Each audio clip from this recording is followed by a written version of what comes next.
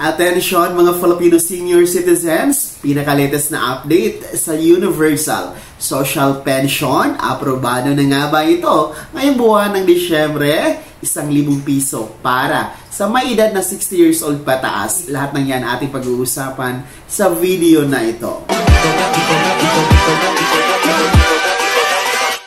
Hold up.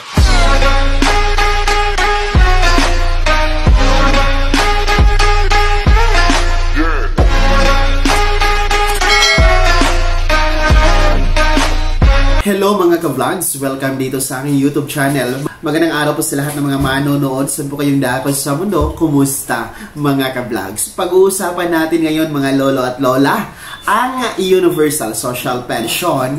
Ito ba ay aprobado na nitong buwan ng Disyembre? Ito nga po ba ay magiging batas na bago matapos ang taon 2024? Mamaya-maya ating pag-uusapan. Pero bago ang lahat, kung bago ka pa lang dito sa aking YouTube channel, o di kaya hindi ka man nakasubscribe, click nyo muna ang ating subscribe button na nasa baba. Paki-pindot ang notification bell, ilagay nyo po sa all para naman ma-notify kayo sa lahat ng mga videos na aking i-upload. So ito na nga, pag-uusapan natin itong Universal Social Pension. Sapagkat ngayon po ay Disyembre na tayo, at syempre nasa huling buwan na tayo bago matapos itong taong 2024. Kasi mahalaga ito para sa inyo mga lolo at lola na inyong malalaman ang pinaka-latest na update kung ito nga po ba ay magsisimula na ngayong January 2025. So pinaka-latest itong ating i-update sa inyo kasi today is December 3 na tayo.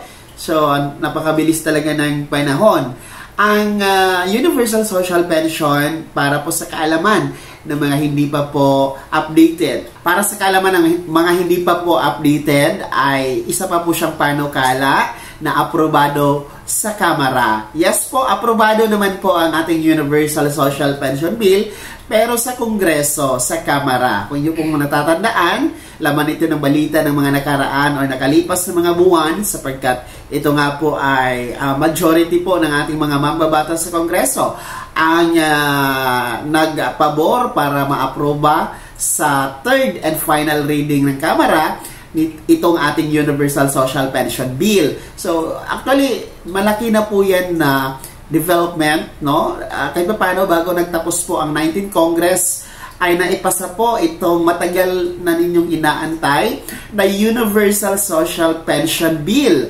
Sapagkat ng mga nakalipas na taon, hindi talaga ito umuusad, and sa kabila po ng pakikipag-ugnayan at follow-up ng ating mga senior citizen party list, iba pa pong pro-senior citizen dyan sa Kamara, ay talagang hindi talaga ito umuusad. Kaya tinuturing talaga na malaking development, malaki talagang achievement ang pagpasa sa Kamara nitong Universal Social Pension Bill. And ang susunod nga nito ay sa Senado po, sa Senado ito, doon na naman po ito isasalang, kung magiging pabor po ba sa ating mga senador, and hopefully talaga suportahan ng ating mga senador ang naturang Universal Social Pension na panukala. Bago po mapunta kay Pangulong Bongbong Marcos at mapirma para maging isang ganap na batas. So yun po yung pinaka-latest update to this date, ngayong buwan na to, Disyembre. I think hindi po siya talaga magiging priority ngayon sa Senado dahil buwan na tayo ngayon ng Disyembre, busy na po yung ating pagsasara ng 19th Congress, pagsasara din po ng sesyon sa Senado. And alam niyo naman po ang Disyembre, long weekend, talagang nasa rush season tayo dahil nga po sa Kapaskuhan and Bagong Taon. So, I think, I believe na hindi talaga ito magiging prioridad sa ngayon. And we hope talaga na sa first quarter ng 2025 ay magiging prioridad ito, magiging usapin sa hanay po ng Senado. Paparating naman po ang ating eleksyon, national midterm election this 2025 ng May. Ay sana po ay magiging batas ito bago po ang midterm national election. So, yun po ang pinaka-latest na update no, dito sa Universal Social Pension Bill. Alam nyo, napakaganda talaga ito sapagkat lahat po ng senior citizen, basta kayo ay may edad 60 years old pataas, you are a Filipino senior citizen, mayaman o mahirap, may pensyon o wala, dito na talaga makakasali yung GSIS, SSS, PBAW pensioners sapagkat wala nang pinipili, wala na pong criteria itong Universal Social Pension Bill, no, kung magiging batas, no, hindi siya katulad sa social pension sa ngayon na para lamang po sa mga indigent or mga mahihirap.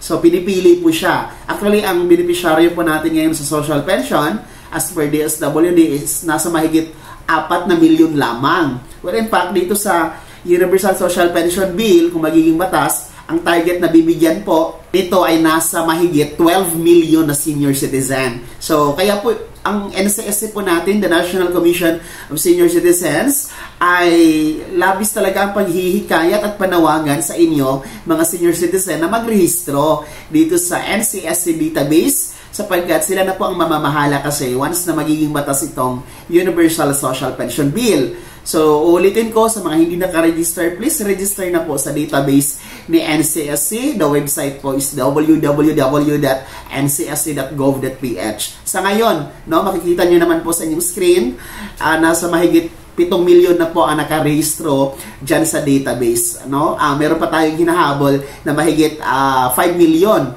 No? Kasi nga 12 million mahigit yung target iparegister dyan. Baka isa kayo sa hindi pa narehistro, abay wag na pong magpatumpik-tumpik at wag na pong magpahuli sapagkat lahat ng ayuda, programa at benepisyo ng ating mga senior citizen ay si NCSC na po ang mamamahala. Target kasi yan i-transmit, magkakaroon ng transition ang DSWD to NCSC by this 2025 or early as 2025 to 2026. No, ayon na din po sa ating OIC chairman na si Dr. Mary Jean Loreche. So, magparehistro na po kayo sa mga hindi po alam online, no? Magpatulong lamang po kayo sa inyong anak, apo, kapamilya, no? Na i-rehistro kayo ang website www.ncsc.gov.ph. And kung hindi naman po kayo matutulungan ng inyong pamilya, no? Pwede kayong lumapit sa Office of the Senior Citizen Affairs or OSCA office na nasa LGU ninyo o di kaya po sa NCSC satellite offices na nasa per region, no? Kasi sila po ay mag-a-assist sa inyo, sila po ang magpaparehistro sa inyo online. So, itong Universal Social Pension Bill, 1,000 piso po ito monthly na pensyon na ibibigay po sa lahat ng mga Filipino senior citizen. Kaya napaka-excited po ang 2025. Let's see po kung magiging batas ito.